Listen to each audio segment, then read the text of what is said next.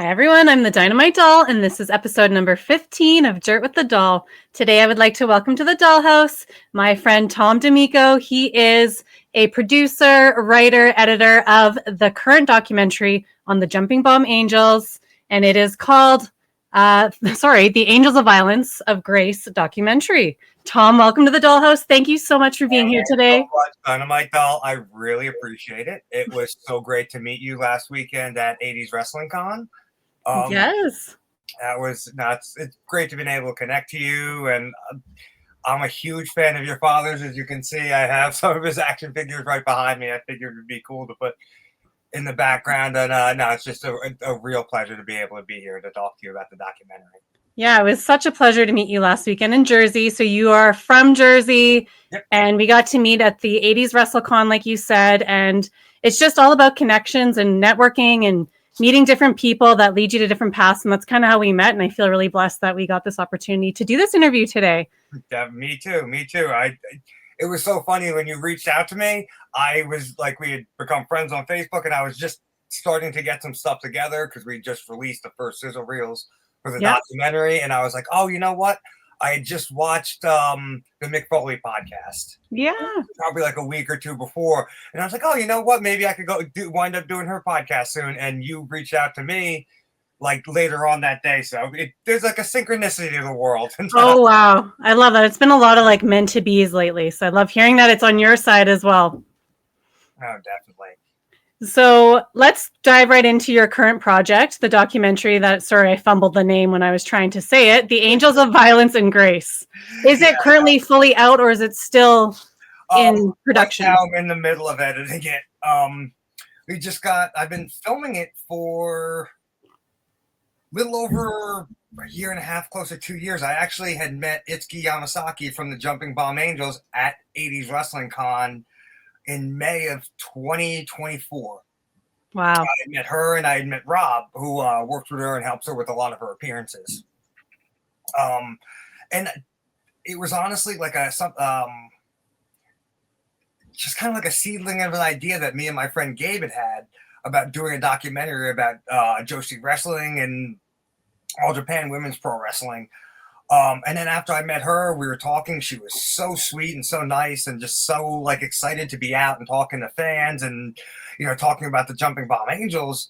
I had met her at maybe a week later at her restaurant in Manhattan, and, you know, talked a little bit more about it. And the more I talked to her and the more of her story that I got, I was like, you know what, with this opportunity, maybe if I just follow them and kind of tell the story of All Japan Women's Wrestling through their story. So the documentary follows them, their time in the WWF in the late 80s, and then kind of traces back to all the stuff that they did in Japan, you know, prior to that and then after that, and then leads up to their story today. We just got back from Japan.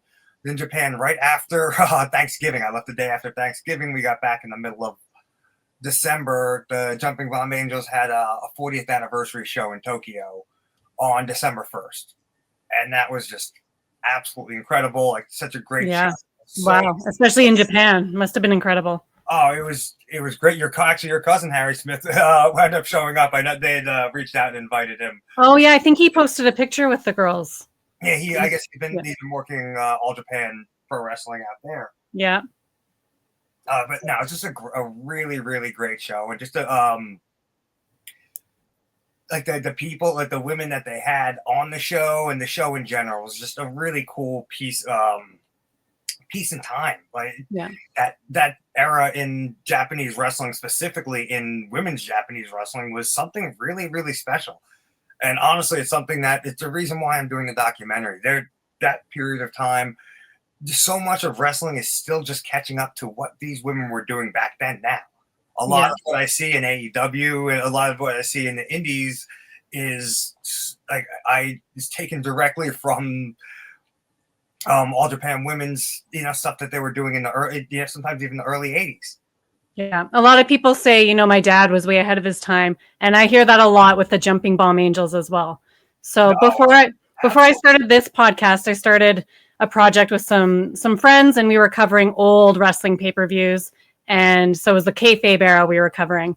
And so I would have been I was born in 84. So when they were in WWF, I was a baby. I've heard of them, but I never really watched a lot of their stuff. But going back, watching all these old pay-per-views, I was like, oh, wow, these girls really stand out. Like, love these girls. And then the Glamour Girls as well, who I got to meet at the 80s Con last weekend. So that was super cool. So I love seeing that, you're focusing on those tag teams that, they were way ahead of their time. And maybe a lot of people don't know their story yet. And it's unfortunate. Like you just mentioned, the Glamour Girls, like Lonnie Kai and Judy Martin, they're such a huge part of women's wrestling that really, like you said, it got glazed over, and they're just starting to really get back to that. Like they put Bull Nakano in the WWF Hall of Fame, but even going back, like Leilani's still not in, and she was in the women's main event for WrestleMania 1. A lot of people either forgot or need to remember how important and how great some of these women were. The matches between the Jumping Bomb Angels and the Glamour Girls were some of the best matches from the 1980s period. Men's or women's. Yeah, that's right. You said like the things that your dad was doing, the things that they were doing, it was so far ahead of the time of what anyone was doing. People now still are catching up to what they're doing, to what they were doing so long ago. It's just funny that it's taken so long. Hey, at least it's happening, I guess. So how did you gain interest in this project? Like getting involved in filming wrestling, I guess. Honestly, it's the last thing I ever thought I was going to do. I was working at an independent film company called Trauma Entertainment, who has released a bunch of, they're mostly horror movies and independent films. They're most famous for the film The Toxic Avenger, that they just did the remake for with Legendary Pictures. And I was settling, I just left there and was starting to figure out what my first feature was going to be. I was working on like a zombie kind of romance movie with one of my buddies that had this like 80s John Hughes thing going on. As much as I enjoyed it, it was taking time, and it was not exactly what I wanted to do at that moment. It was just something to do. Yeah. And then like when the pandemic hit, all I did was watch wrestling. Nice. Studied the old stuff. All of the old stuff, a lot of stuff I'd never seen before. When I was working for a film company, all I did was watch movies. So watching movies got kind of like, it was always work. Wrestling was my activity to get away and relax. So yeah, I mean, really, it was just learning so much about All Japan Women's Pro Wrestling, and then not being able to find out as much information as I really wanted to, especially in the West. There's not nearly as much out there. There's not nearly as much in English. A lot of stuff was from different YouTube videos that I had to watch, so it's someone else's opinion or someone else's thoughts secondhand. I wanted to be able to not have to, if the next person comes along and wants to find out some of this information, I want it to be easily available to them. So luckily with Itsuki, I was able to go right to the source. I interviewed I did 13 or 14 interviews while I was in Japan. You speak Japanese or understand? No, not at all.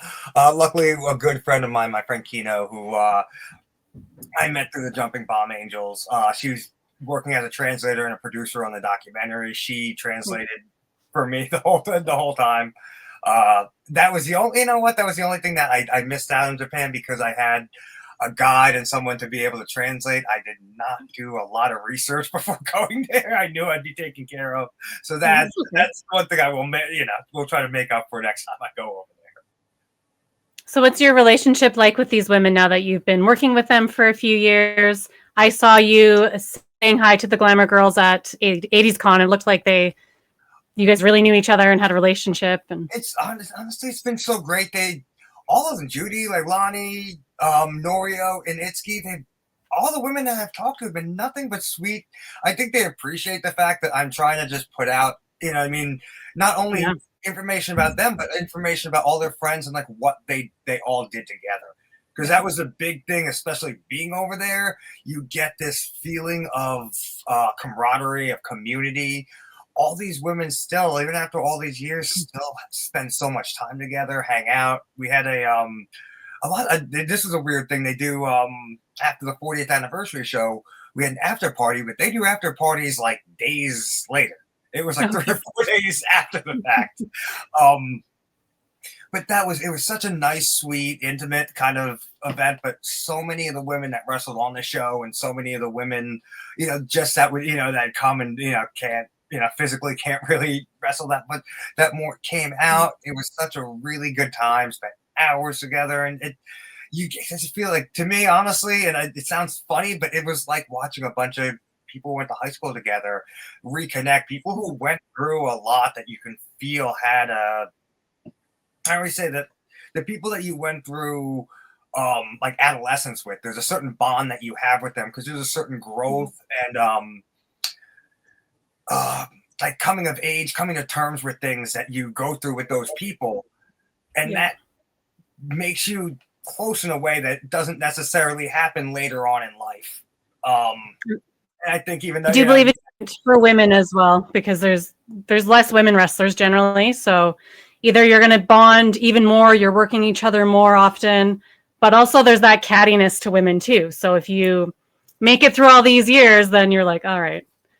And that was one of the things that for me was it helps drive home the narrative, like the emotional narrative of what I already kind of had in my head, but even more so now after seeing that I said, like, it was a community. These women, they did something together.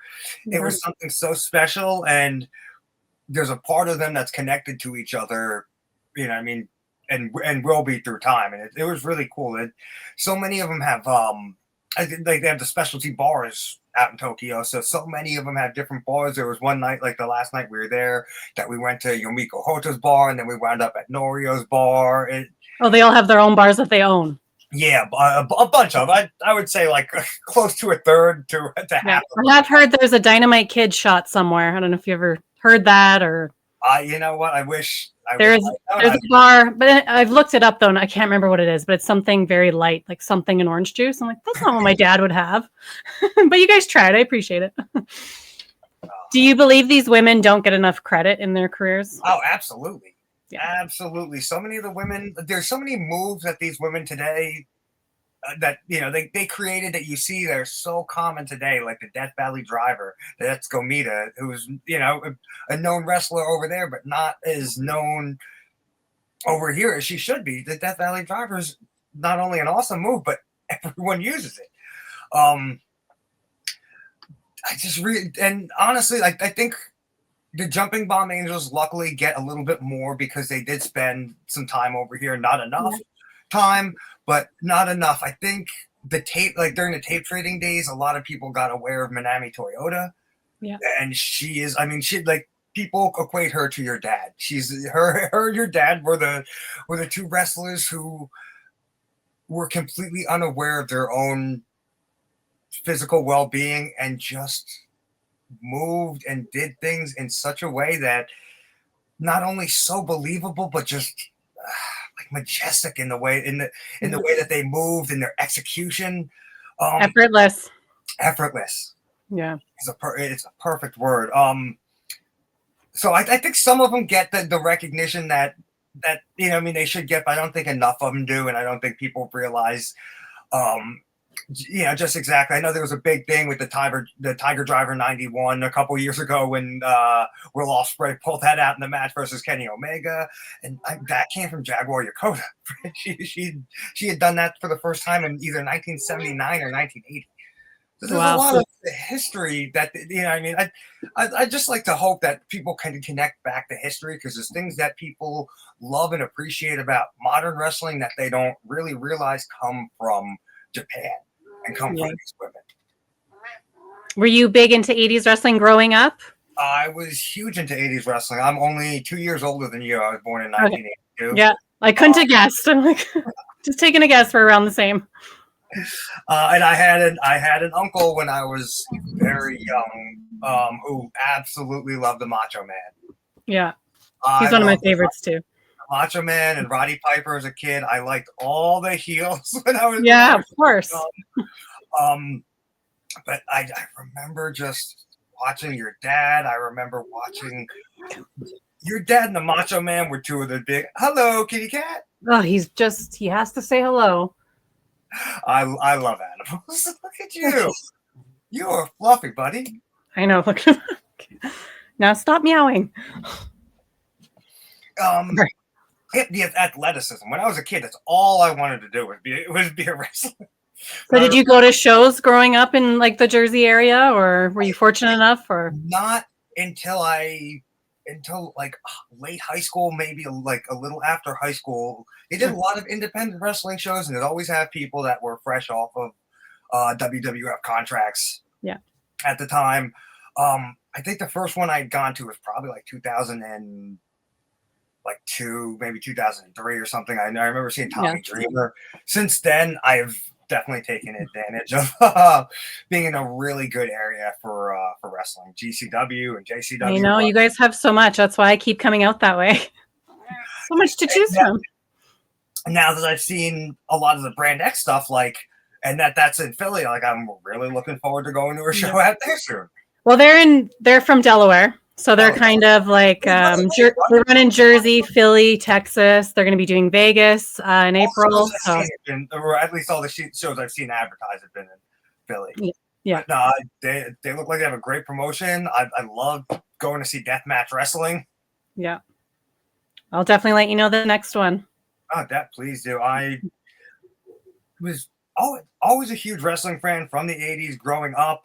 Like every kid, it fades out a little bit, but then we had the Attitude Era, and I jumped in, was huge into wrestling at that point. Like, I don't know if I wrote that in my high school yearbook, but I do remember a guidance counselor making fun of me for saying that I wanted to be a professional wrestler because I was like maybe 100 pounds soaking wet at the time. I later got into Brazilian Jiu-Jitsu and mixed martial arts, but I think a lot of that did have to do coming up from loving wrestling as a kid. Yeah. And maybe like 2017, 2018, I was living in the middle of Idaho, in the middle of nowhere, teaching Brazilian Jiu-Jitsu with one of my friends from Miami, and had started seeing a bunch of Bullet Club shirts and was like, wait a second, New Japan, why is this? And went back and just got all into it completely all over again as if I was a little kid. That's awesome. I see you have some figures behind you. Do you collect? Yeah, I have a lot of action figures, specifically. Did you buy anything at the 80s Con last weekend? Did you find anything? You know what? I didn't. In the middle of trying to figure out condensing the collection. I have a lot of the classic the Jax ones, these ones. I really like these style, and I remember seeing them. Well, it's nice to keep them in the boxes. They store well. I'm big on that. I'm a little nerdy like that, but I'm trying to condense the collection a little bit and try to figure out how I can slow it down. But I recently, the big thing lately has been all the Japanese stuff. So I have my new favorite little figures are. I'll grab a couple of these. Yes, please. These are made in Japan. They did a lot of series of these with the different Japanese wrestlers. I actually have a box right here. We always called them the little big heads. Yeah. In America, because they're just little cartoon figures. I got Norio and Itsuki with me now, the Jumping Bomb Angels. Oh, they're so tiny. Huge heads. Have you know those bear? I don't know what they're called. The bear thing. They're bearsies or something. I know what you're talking about. They made one of my dad. It's hilarious. I saw those. There's a lot. The Kubrick or something like that. Yeah. Okay, that's. I know I've seen those. Luckily, you guys have been putting out a lot of really nice merch for your dad. And I saw the figures that you had on your website. The Japanese style figures. Oh yeah. Junk Shop Dog. Yes, those are so cool looking. Yes, those are. Everything looks so cool for that. Great company. They became wonderful friends of mine as well. They're from Australia, and put out a lot of really cool figures. I think their first one was Bruiser Brody, and then they just kind of went from there. And that one and your dad and the Tiger Mask one, I have to pick up. I know we're trying to collab. I'm trying to get something done with Tiger Mask and my dad. And I talked to the Tiger Mask management team, and like they're all for it, but just nothing's happened so far. So I'm like, we need to get this to happen. Wouldn't people just love that? There's so many great toy companies now, independent and otherwise, that are putting out great products. The is it the Zombie Sailor guys that work with like Matt Cardona and like the major wrestling figures? All their stuff is so great. Like I have the set with Nick Gage and him, but like imagine seeing a Dynamite Kid and Tiger Mask set, something along the lines of like that. That'd be so cool. I know, that's what I want. That's my goal. One of my goals this year. That would be great. And it's cool that they do a lot of the retro styles also, like that. Those would be based on the old Remco, like AWA figures. They do a lot of the old Hasbro looking ones. Yeah. It's so cool. Do you collect movie figures too, or is it mainly wrestling? I do right now. The only ones I sold off a lot. I'm big on the NECA the original Universal monsters. So we have all a couple of the Phantom of the Operas and every single one of the original monsters. So it looks like you have quite a lot of friends actually in the wrestling world. What would a young Thom think of you casually dining with Brutus Beefcake? Honestly, I was just talking to a friend the other day that I've been friends with, that I've known since I was maybe like 15 or 16 years old, who's a huge wrestling fan also. And I was just saying it's really interesting to be kind of like in this world, especially going to 80s Wrestling Con like last week compared to a couple years ago. You know, it was really nice to come and meet you. It was really nice to go and see Judy and Leilani for like the third or fourth time in the past couple of years. Like, honestly, it's like a dream come true. I never really thought of being in I wanted to be a wrestler when I was a kid, but those are like kid pipe dreams. Like, I never thought I would be in this world and to be able to be in it, but not only that, to be able to give back to people who I appreciate so much and have any part of that, it means so much to me. It really does.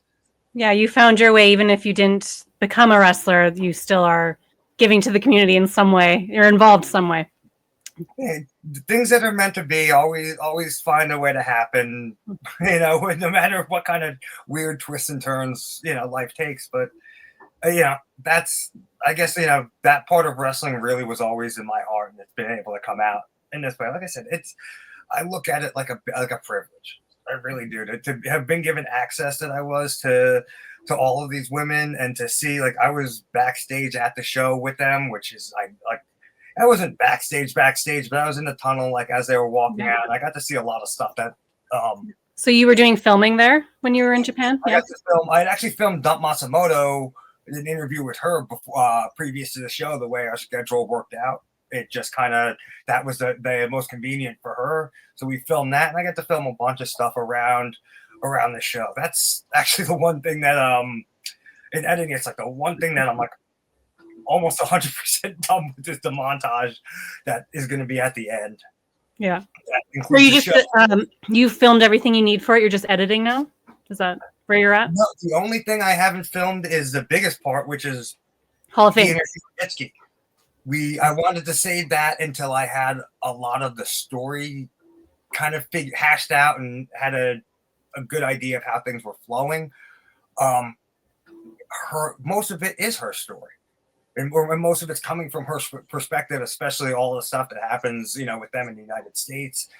So I wanted to make sure that everything that we got from her was exactly what we needed. I wanted to make sure I was, that there wasn't going to be anything that after the fact we were like, oh, look, we have so many people about this. I wish we had a little bit more of her, so that I'm hoping to do in the next maybe like month or two. I have editing a documentary was real weird. Like I said, I was thinking about doing like feature, like a narrative feature, and this just came up. So it's learning how to do a documentary too. It's your first documentary? Yep. I had helped two people work on documentaries while I was working at a film company. Actually, I wanted to shout out real quick to a guy named Tom Seymour, the documentary called VHS Massacre and VHS Massacre 2. That's all about like the independent video market during the 1980s that he had done while I was working there. He'd helped me out a bunch and was just like, hey, like, just get as much as you possibly can, suck everything in, and then you deal with it later on. Take everything, you'll figure out where the story is. You'll never know what's important, what's not. Yeah. So that he like actually really helped me along with that. But now that I'm editing it, it's almost like doing everything in reverse. It's almost like I'm writing it now. Yeah. And then doing that, like the end is done now, but the beginning is mostly done, and then I have a bunch of stuff that's like in the middle somewhere. So, yeah. Like I said, I'm hoping I'll be at a place where I know what's missing, besides just her story, like the little pieces of story in general that are missing, that we can talk to her and she can fill out more of that. So hopefully a little before the summer, because I want to have a rough cut by the summer, because I have a lot of licensing. It would be great to end it with the Jumping Bomb Angels getting into the Hall of Fame. Would that be perfect? Yeah. That's the Hall of Fame thing is such a,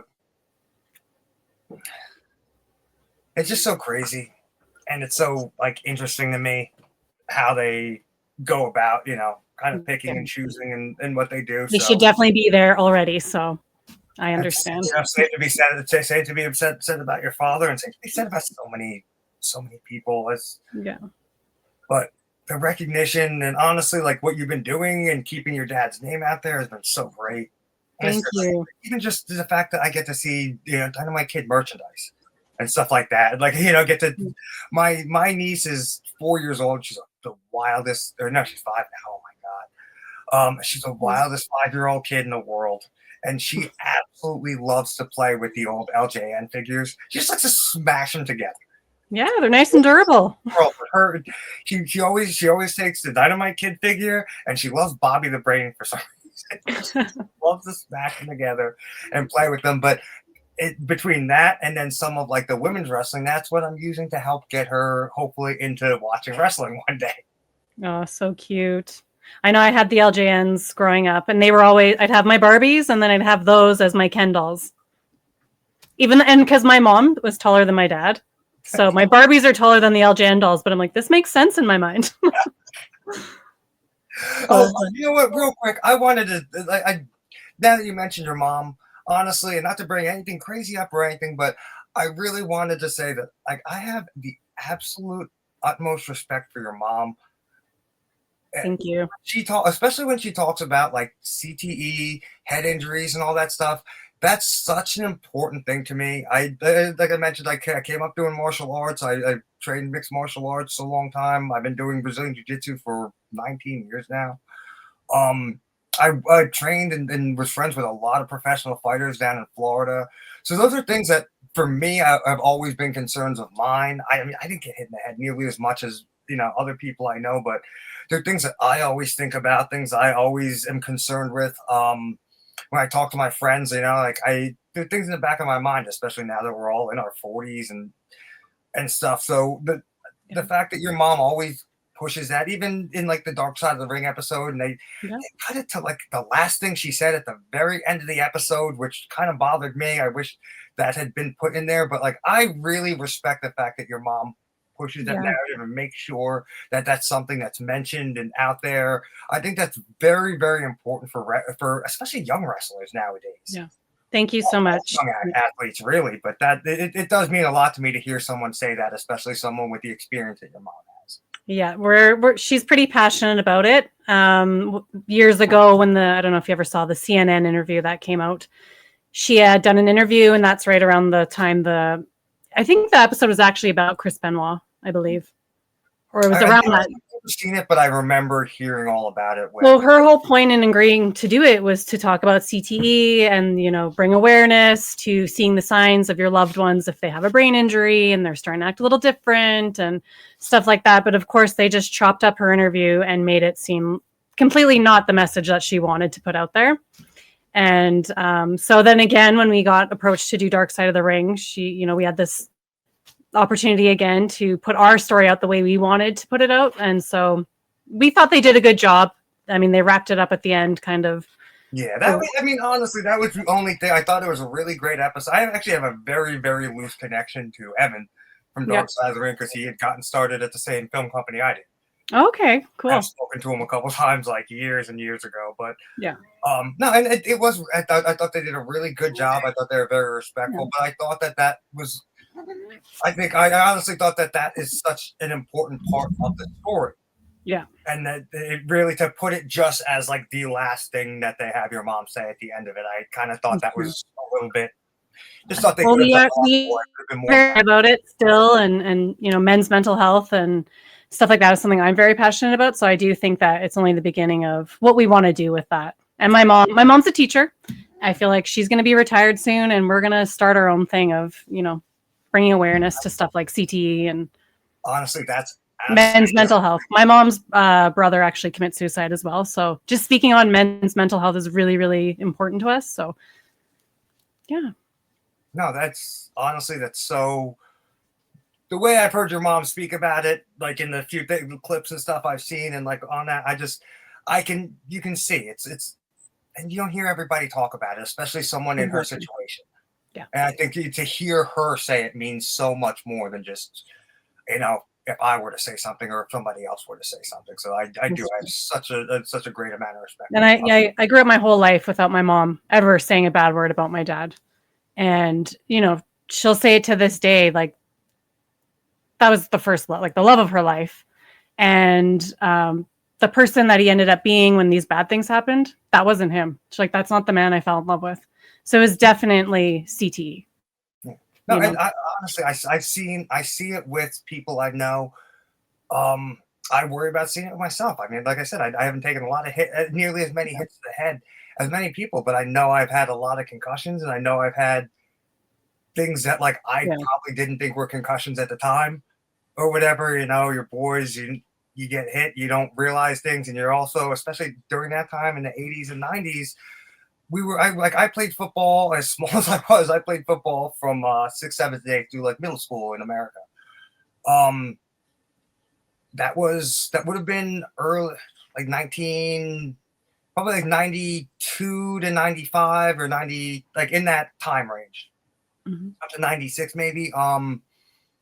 They would tell us, and I don't, it wasn't a malicious thing, but they didn't know any better at the time. They'd tell us, oh, if someone's running away and you can't tackle them, just dive head first at them. You're Yeah, a helmet on, you'll be fine.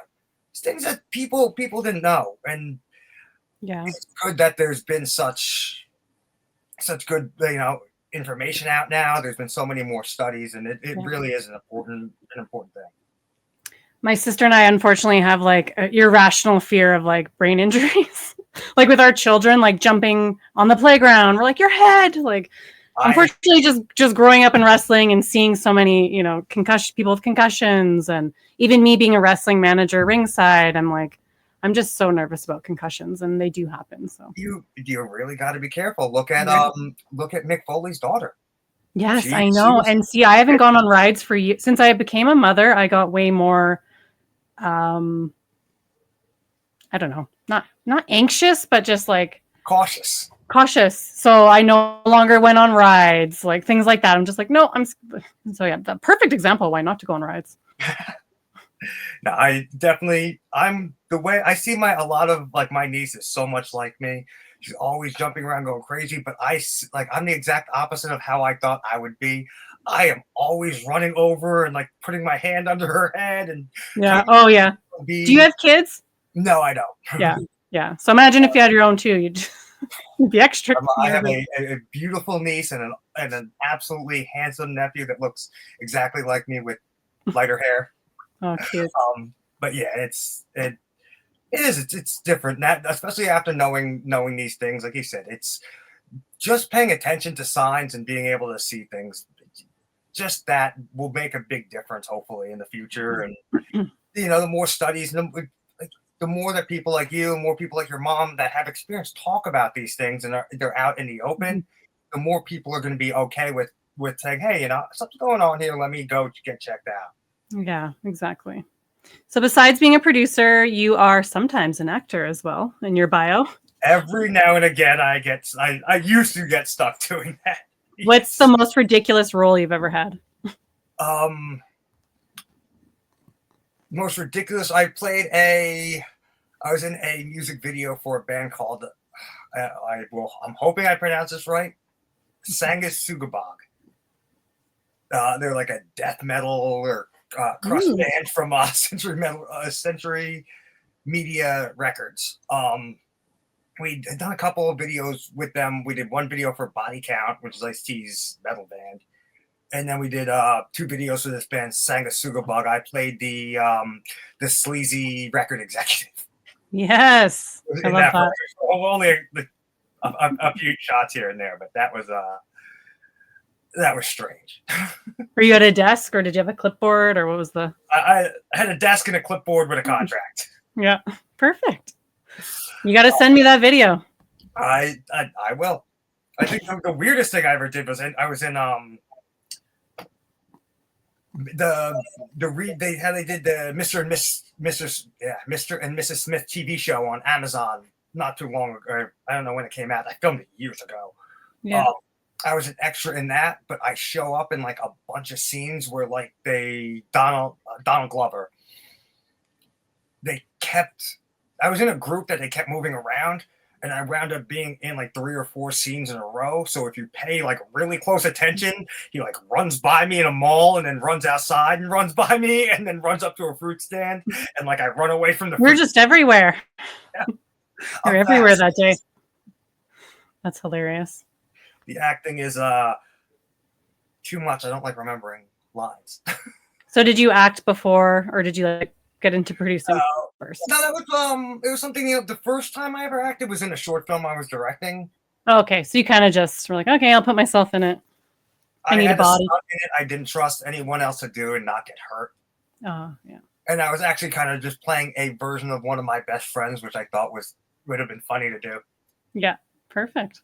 That makes sense. I try to stay behind the camera as much as possible now. What are some similarities between acting and wrestling? Would you ever want to get involved in wrestling as a manager? You just said like that would be like a dream come true for me. Honestly, I would love to do something like that. I don't think I would ever do it. No. It like anything, it deserves a lot of time, effort, energy, and like I don't know if I have that kind of time, effort, or energy. But that's I would love to be able to do something like that. The performance, honestly, yeah. And that's the big thing about wrestling is that like I think that draws me so much to it is the over performance, because you're not only performing to an audience on TV, you're performing to an audience in a crowd, and you're performing to an audience in a crowd that can't always see you that great. So wrestling has always had that. I don't know, maybe overacting's not the greatest term, but the expression, the way we have to move large enough so the whole arena can see. That was the one thing. Actually, that was a funny thing in Japan when I mentioned to Devil Masami. I had mentioned to her that one of her big things that like in America we always think about her is her facial expression. She's known for all the like big, huge facial expressions. And like we were asking her about that while we were interviewing her, she's like, "Oh yeah, that's just That's just it. It was nothing. Yeah, it didn't even like register to her. She was like, "Oh yeah, that's just how we do it." But you can see they were made for that. They were made for everyone to be able to see, so that everyone in the back of the room and in the front of the room could see it. Really. I've been told that as well as a manager. They're like, do everything larger. If you're putting your arms up, like, just everything larger, even if it feels ridiculous, do it, because it's just gonna, the whole arena can see it that way. So I do look at like a wrestling show like a mix between like a record and a film. Because there's a certain flow to it that like a certain rhythm to it that a record has. A really good wrestling show from top to bottom, everything goes together, flows together in a really great way. But visually speaking, it has the right visuals at the right time, the right emotion at the right time. That's true. I never really thought of that. Like the opening match, it's very strategically placed. The opening, the closer. Yeah. It's one of the things. It's one of the reasons why, like in like indie wrestling, when I got back into wrestling about like I said in like 2017 or 18, why like the indies just hit me so well at that time. There were so many great shows to go to, like you mentioned in New Jersey, in this area, New York, Philadelphia, everything's right here. So I had great exposure. The first wrestling show I had gone to live. It's either an MLW show with like MJF. Actually, your cousin Harry would have been on that too with Brian Pillman Jr. Or it was a CZW show with the same kind of people, like Sammy Guevara and Chris Statlander. This was like a year and a half prior to AEW starting, so it was like just an insane time on independent scene. Did you do any of the ECW back in the day? No. I was a little too young for that. Out of it then? I wasn't out of it. Like I remember watching the like when they first started the pay-per-views, like Barely Legal was a big thing, like in my area. Like that was a tape that it wasn't just tape traded like people did, through mailaways. Like all of my friends had like 2 or 3 copies of that tape, and like that tape went to other people. Just like, oh, you're a wrestling fan here, you have to watch this. Yeah, I can't like. And I hung out with a lot of like weird straight edge kids and stuff when I was younger, but I would be at parties where like half the party was drinking, half of them were these straight edge kids that wanted to drink Mountain Dew and watch ECW. That's so funny. What was it like growing up in Jersey? Jersey is an insanely it's the perfect like suburban like adolescence. Right in between New York and Philly. Like I used to skip school and go into New York. And I'm just gonna go to New York today. It's absolutely same amount of where I am. Like I'm the TV show, The Jersey Shore. Like I don't live very far away from where that was filmed. That was kind of leading into my next question, because I asked, did it shift how people thought of Jersey? Like they had this expectation of it's like the Jersey Shore.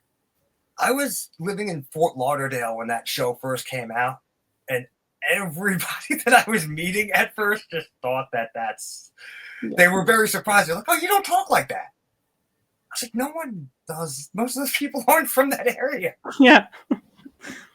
That's hilarious. Have you been to the house that they filmed in? Like walked by it? I grew up like I've never been. I had to have walked past it. I grew up in that area, like the boardwalk over. Actually, it was in Point Pleasant, which is the next beach, like south or north of Seaside. Between those two, like that's pretty much where I grew up as a kid. Yeah. All my greatest memories and stuff like that. Like it was the only place as a kid, especially as a teenager, that you could go to and you didn't have to spend like a whole bunch of money, but you could hang out with all your friends and everything. Yeah. Like that, all the activities and stuff were there. So that was really. Sorry, I just want to make sure. And last weekend was my first time in Jersey, but all I did was the 80s con. I decided I'll wait till summer. Like I'll wait to go down to the boardwalk. You were here in the worst snowstorm that we've had. But it looked exactly like home, because we drove from Philly to Jersey, and we took like a back route way, which is like through the country houses, and so much snow, and it looked exactly like home. I'm like, oh, I feel like I'm in Canada. Like the same area I grew up in as a child. That's what it looks like. I actually have a kind of interesting. Where are you? Are you near Calgary? I'm in Calgary. So, it's very interesting. While I was out there, one of the people, there's 2 of the older wrestlers, female wrestlers, that are no longer with us, that I was talking to with a lot of the women out in Japan. First was Jackie Sato, who was a Japanese woman who was like one of their first big star. But the second was a woman who I hope you're familiar with, from your neck of the woods, Rhonda Singh, Monster River. Yeah. Talked a lot about her out there, and because she was in Stampede Wrestling. I don't know where she was from, but I definitely. I feel like I read that she went to high school with Brett Nolan. Oh, okay. Okay, so she's from here. I could have. Maybe I'm wrong. Maybe it was just she went to see them when she was in high school, but I feel like she went to the same high school. I know she was from that area, but I was researching a bunch of different stuff and read a really awesome story about her being in Japan and getting her bearings together, and starting to figure everything out. She started over there and got pushed big over there within the first couple months of her wrestling. So it must have been really, really hard for her over there. Wow. But the one person from home that she ran into over there that talked to her and took care of her and made her feel better was your dad. She had said that he talked to her and said, hey, you do have to respect these women and stuff like that, but you know what I mean, you have to also make them respect you. You know, like you then told her that it was it was such a great place to learn and such a great place to be, but you can't don't let these women walk all over you, especially coming in your position. They're gonna as the second you stop that, all the respect is gonna be there and everything's gonna change. It's so crazy and awesome to hear these stories about my dad. Like, I think through doing this podcast and making different connections, I didn't know, as far as I knew, my dad wasn't a fan of female wrestling. I think at that time it was kind of, wasn't as known or popular. But then, I meet the Jumping Bomb Angels and they say, your dad took care of us and he was so kind to us. You have half a second. I want to show you something real quick. And then when I met the Glamour Girls, they were like, oh, your dad always took care of us. And I'm like, it just means so much to me. Now you're saying this about Rhonda, and I'm like, it means a lot that he treated women so kindly, No, and I'll be honest with you. Even growing up, for me, it was hard. Yeah, it wasn't as accepted, the women's wrestling. It wasn't as accepted, and it's not. I think a lot of people from my generation, it's not like a chauvinistic thing or anything. It's more of an old-fashioned thing. Yes, I have a hard time seeing a woman get hurt. I don't. It's not because I think less. It's just it's how I was raised, how I was taught by an older generation. That I was raised with my grandfather a real lot, and he came. He was born in 1929. He just passed away 2 years ago. Whoa. But yeah, he crazy. But he taught me a certain respect for women, and maybe part of it. I like to say it's old school because I don't. I think you're right. Yeah.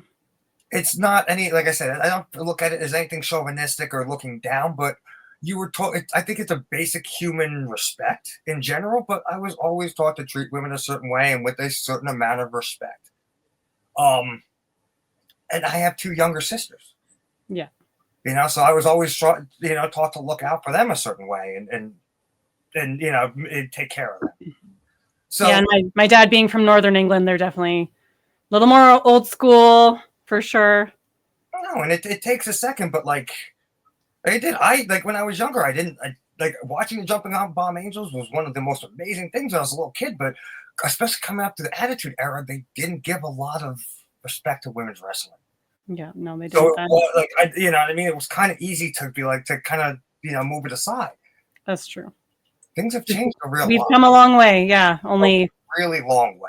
And hopefully, mentality-wise, we've come a long way too. But that is the one thing. And when I first met Itsuki, this is the picture that I brought to her that I wanted to get her to sign. Yes. Because I thought that was the most amazing thing in the world. I was like, those were my two favorite tag teams together, hanging out backstage. I can't even believe that. Oh, we should make that into a shirt. Should. Or something. That would do well. Light bulb. Honestly, but no, it's her and Norio. Both of them had they light up talking about your dad and about your uncle. They love talking about their time in the WWF. But those are things when they talk about being in America, a lot of the stories revolve around that kind of stuff. I know. I gotta find it. Rob has it. Ask him.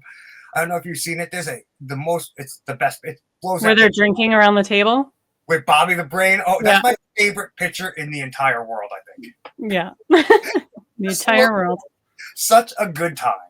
It looks so and it's fun. There's a lot of energy, and you can see people enjoying themselves, friends hanging out, company. There's something about that they just a moment in time, but just an energy and a warmth within that moment that luckily was captured in a photograph. I need more pictures. I want more of those pictures to surface. If anyone has any, tag me, please. There's a few sites. I've seen a few sites that, and I've seen you have reposted a bunch of stuff, but with a lot of really cool older pictures of your dad. I saw one or There's two. Endless pictures coming out of Japan. I'm hoping I have to get a hold of Baseball Magazine or Weekly Pro Wrestling. Yeah. They had actually covered the Jumping Bomb Angel show.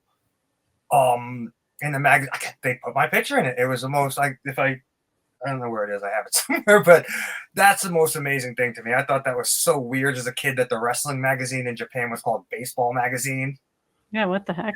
I mean, they also have the English title is Weekly Pro Wrestling, but I'm getting a hold of them because I'm having the footage and like a lot of the archival stuff with All Japan is kind of weird as far as rights.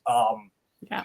I'm going to be getting a lot of stuff from different sources out there, but I want to get a connection to Weekly Pro Wrestling because they have put like every now and again they their Instagram account throws up a lot of really good stuff, and they'll throw a lot of the older stuff up, and I've seen a lot of cool pictures with your dad and Tiger Mask. And I was just like, I'll have to go follow that page. They really do. There's a few pages. Another page called like Puro Wave that every week they put up such cool stuff that I've like some of the stuff I've never seen before. A couple of pictures, I'm like, I gotta go and find like a better version of that somewhere. Yeah. Luckily, especially with social media, there's so many pages and so many people who go out there and just do this out of love. Just to, they know that they appreciate it, and they know that other wrestling fans out there will appreciate it also. So they do it for nothing more than just to kind of share it. I think that's really cool.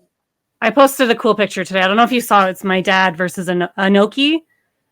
And I just found it. Like I have a photo album of pictures, wrestling pictures of my dad. I found it in my basement. So I was going through it and I'd never seen that photo. Didn't know they had a series of matches. So it's so amazing. From 1984. Super cool. I might get it painted. It's a really cool action shot. You'll have to go have a look. That's so cool. Does he have a lot of pictures did take a lot of pictures or have a lot of stuff from kind of like my mom, she's got buckets and boxes all. And so I try to like just leave it for a rainy day and then I'll go dive in once in a while when I need a photo to post, but I don't want to post it all at once. So I'm just like slowly sprinkling throughout. Yeah. It's so cool. That's so awesome that your mom like actually kind of kept everything good and set it aside. I have like most of his trophies that he won in Japan. But I just need like a bigger space to put everything up and just really display and have them on display. But yeah, I'm huge into music, so I like to always talk to my guest about music. You and I did kind of talk about this already. Have you seen any famous Jersey performers like Bruce Springsteen? Do you know who Gaslight Anthem is? I absolutely love Gaslight Anthem. Yeah. They're one of the only like new bands that from like past like 2000 that I like, but absolutely loved them. I never saw them. I saw the singer Brian Fallon when he had done solo stuff. Oh, yeah. No, I love them too. I saw them over the summer. I saw Gaslight Anthem. They opened up for some really terrible band from the 1990s, The Counting Crows. Oh, you don't like them? No, I did like good songs. But when they played now, they were horrible. Probably. They should be called the Horrible Crows. No, it was a cash grab. The singer wasn't into it. Like you could just see he was going through the motions. But Gaslight Anthem was absolutely amazing. Yeah. So they are Heartland Rock. Have you seen Bruce Springsteen live? I have. You know what? I'm a huge Bruce Springsteen fan, but I've never seen Bruce Springsteen live. Yeah, I haven't seen either, but except during COVID, Brian Fallon did like a little streaming concert, so I tuned into that. That was cool. He's such a great singer, such a great songwriter. Yeah, he is. That for his I don't know what the name of his first solo album was, but that the second song, It's a Wonderful Life, something like Wonderful Life. Oh my God. Yeah, he's got a beautiful voice. That's absolutely like that sound. Like I played in bands when I was younger, or whatever. I like punk stuff. Yeah, not very good. Guitar? Yes, I play guitar and I used to sing. Not very good. So punk is your favorite genre? Punk and like old ass country stuff, like really, really old country stuff. Like I like Johnny Cash, but I prefer Hank Williams. That's the only kind of country I can handle. The old stuff. I like some modern stuff. I like Brad Paisley and Zach Brown. As far as modern stuff, I don't know. I spent a lot of years being a music snob, so I kind of like to look at it as I've gotten older. Like, there's a lot of stuff that I didn't like as a kid. I remember hating the Smashing Pumpkins when I was like a teenager, but like I don't know if it's maybe the nostalgia or whatever, but like I actually really like them now. So I try to temper myself with music, like tastes, just like with your taste buds. Things change over time. You get stuff, so you know. What was the punk scene like in Jersey growing up, or like in your? I don't know, not growing up, but I don't know if you were 20 or 30 or. Actually, like, awesome. We had a lot of really cool local bands. There's a really good local scene, and because of being so close to New York and Philly, there was a lot of bands that were springing up because there was a lot of places to play. Yeah. So I got to go see a lot of my friends' bands. Get to play CBGB's once or twice, and like the Trocadero, and all the big clubs. But yeah, we had a lot of local shows that they would do at like DAB halls and VFW halls. A lot of the bands, like, at that time, fortunately, like, a lot of bands were doing like good things. There was a lot of like activism going on in like the independent punk scene at that time. So they did a lot of different benefits for like the food banks in the area, and different like children's like Toys for Tots and stuff like that. So they had, I know like a few of the different promoters and guys, like promoters. They were teenage kids that were like singers in the bands. Yeah. Had good relationships with some of the VFWs and stuff like that, because they were always doing charitable stuff. But it was actually it was a really, really great scene, because it was kind of an extension of the Philly and New York scenes. Yeah. What I lost my train of thought there. I forget. I had a thought. I'm like, what was it? Oh, I was gonna say, well, who's your favorite punk band? All time, it's like Social Distortion and the Sex Pistols are my two favorites. Like, they kind of ride high. The Sex Pistols were like the first ones I ever heard when I was in the 6th or 7th grade. But Social Distortion's the one that like hit me at the right time, in the right place, everything. I saw them at, was it the Warped Tour, when they still did those, like 97, 98, something like that. And their live show was like, never heard of them before or anything, but they were so good live. I had to go out and get a bunch of their stuff, and just that mix of like the rockabilly and the punk. Yeah, I do love them. After we discuss this, because I like to add whoever my guest's favorite band is, I like to put it on my video for the announcement who my next guest is. So then yesterday or 2 days ago, I listened to Social Distortion all day at work, because they are so great. Yeah. Have you ever heard? It's easy listening. Oh, I've listened to them. No, have you ever heard Mike Ness's solo album? He put out the 2 country album. The first one was so good. Yeah. I got to see him on that when he did that tour, and that was like he like live. He had such a really good live band during that time. Yeah. My favorite punk band in junior high was NoFX, but the Punk in Drublic, that was my favorite album. So that one's still, I have that on record. It's a good album. But the rest of their stuff, I'm like, oh, so I ended up seeing them maybe 6-7 years ago for the first time. Wasn't great. No, they've kind of gone up and down with some of their records, especially since then. But Punk in Drublic, Punk in Drublic, and the ones like during that time period, like White Trash, 2 Heebs and a Bean, and the one that came out after that. So did you used to have a mohawk? No, I couldn't do the mohawk. I used to have like red, like fire engine red, like this color red spiky hair. I always used to do this. Right. I had the big, I love that. Liberty spikes that came out. Yeah, in junior high, we had a hardcore punk in our school, and he had the big, tall mohawk, and I guess he used egg whites every day. We used to use Elmer's glue. Wow. Which was good for you. Which is probably why my hair is like really thin now. Falling out in patches. Oops. Yeah, no, that's all the different. It was honestly, like, we had a really cool punk scene. We had a lot of like very cool little punk stores, because there was a decent amount of bands.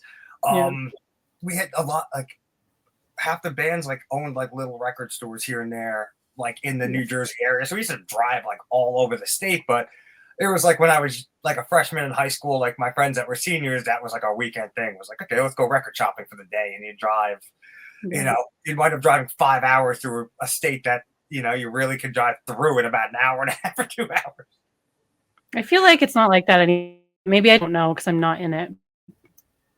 Times have changed.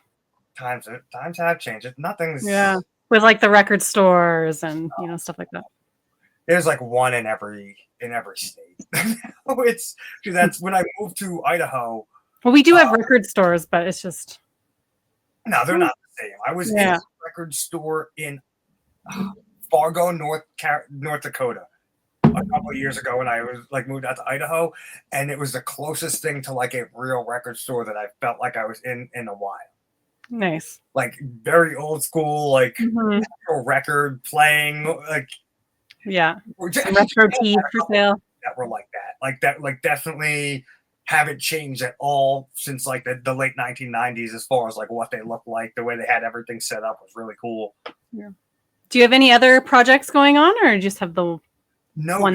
This is finishing up this right now is like the main thing. I'm hoping the way that everything goes is that I can branch this into a second part because I'm trying to cover All Japan ran from the 60s, didn't really get big until like in the 70s, but their major points were the 80s and 90s. There's a lot of history before and a lot of history after, but what I'm covering is pretty much a very kind of glossed over beginning or whatever, and really covering the 80s section. I'm hoping that I can branch out after this is done and do a second part that will cover the 90s up until the company closing.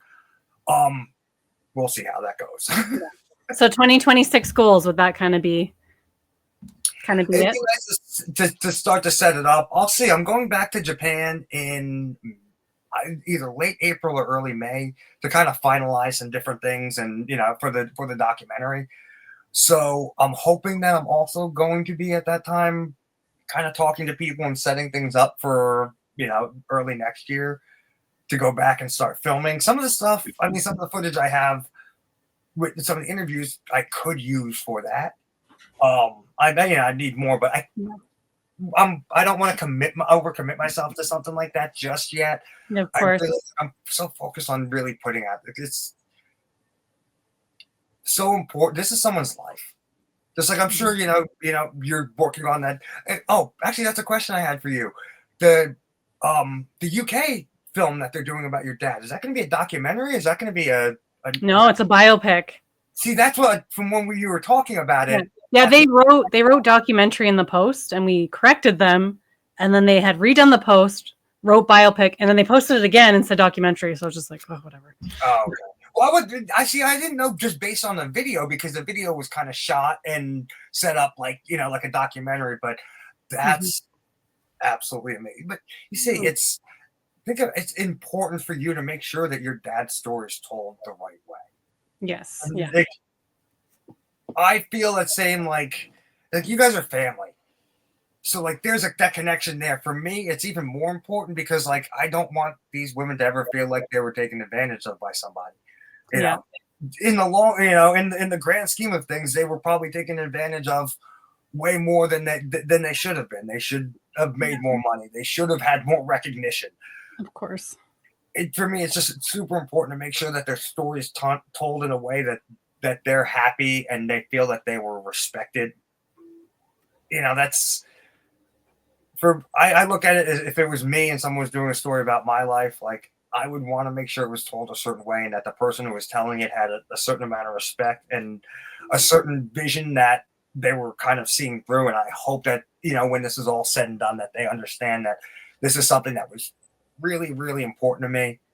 Like I said, I was figuring out what I wanted to do, you know, with my own career, and like what I was finally in that position where I was like, okay, it's time for me to make a feature. I have the time, the money. What am I going to do? And instead of telling my own story, it just so happened that it was someone else's story that just fell in my lap the way it did. And I know that you're going to do a great job, and I can't wait to see it. Thank you so much. That means so much hearing it from you, probably. Yeah. And I can see how much they respect you, and already they're in safe hands. I know it. It really does mean so much. So I like to do a quick little this or that segment just for fun, just kind of Yeah. So you just say which one you kind of gravitate towards. You got it. Long takes or quick cuts? Long takes. Pizza or Korean barbecue? Pizza. Really? Super American. Kayfabe or reality? Is there a difference? Good question. Happy ending or bittersweet? Oh. My heart wants to say happy ending. Let's go with it. Backstage interviews or in-ring action? In-ring action. Gritty indie show in a basement or big budget arena? Oh, put me in a basement any day of the week. Yeah, me too. You're going to love X-Brand Wrestling. I honestly, I enjoy going to, AEW, because, That's like the punk rocker in you, for sure. It's not the same. Exactly. It's that energy isn't there. And as much as, my buddy Gabe makes fun of me all the time because we'll go to shows and I am so annoyed at everybody that's around me. Yeah. But in a good way. It is it's just. I know. I like the intimate basement shows, even for concerts. You can get up closer. There's just this intimacy and this real and rawness that is there that just you don't feel in a big arena or even even just a big room sometimes. Exactly, I agree.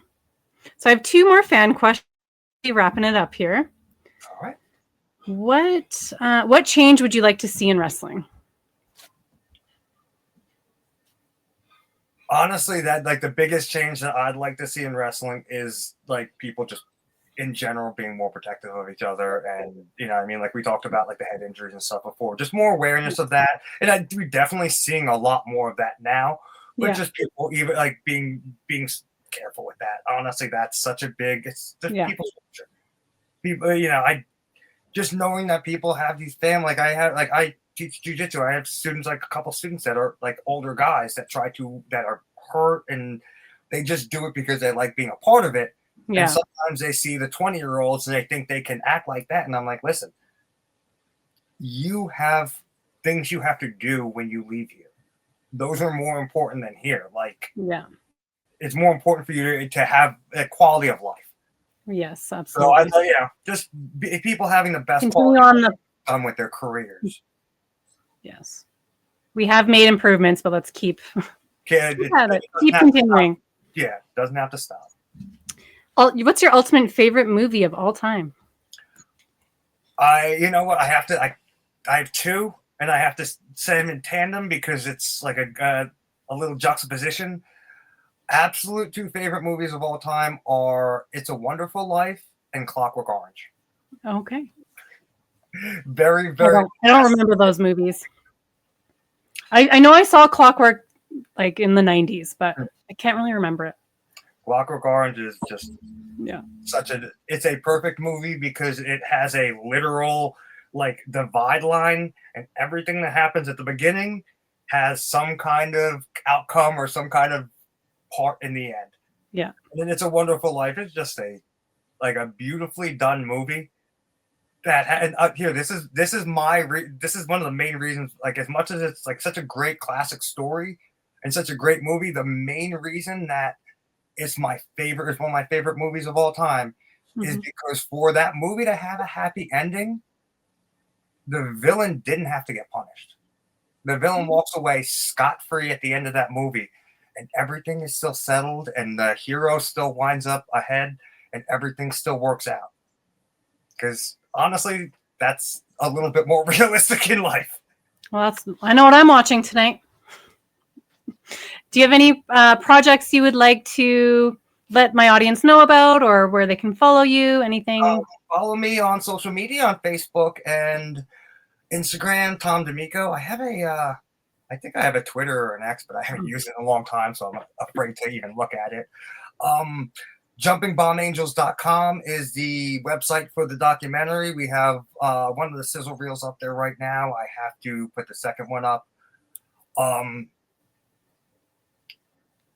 Those are the main two ones. And follow the Jumping Bomb Angels on social media. They're on. And there is a petition as well for the Jumping Bomb Angels to get into the WWE Hall of Fame, everyone. So please go sign that. I'll try to put the link in this interview when I post it. Petitions for the Dynamite Kid and for the Jumping Bomb Angels. Go check out the website. honestly, even more than that, go on YouTube, type in All Japan Women's Pro Wrestling, and just enjoy. Honestly, any wrestling fan out there, I guarantee you, any match you put on from any wrestlers at any period in time, you will sit down and you will enjoy yourself. So yeah, please, that if anything, that's what I'd like to plug the most. Yeah, for sure. Go watch the good shit, people. Go watch. Thank you. Thank you so much for being here today, Thom. This has been so fun. And again, I'm so happy and blessed to have connected with you recently. I wish you good luck on your journey. And I know that I'll be seeing you again soon in Jersey. I'll be back in May. So hopefully you'll be around. Thank you so much. I definitely will. And I really appreciate everything. Thank you, everyone. Everything that's going on. Oh, thank you so much. Thank you, everyone, for joining us for episode 15 of Dirt with the Doll. Remember to sign that petition for my dad to get in the Hall of Fame and subscribe to X Brand Wrestling on YouTube. Thank you. See you next time.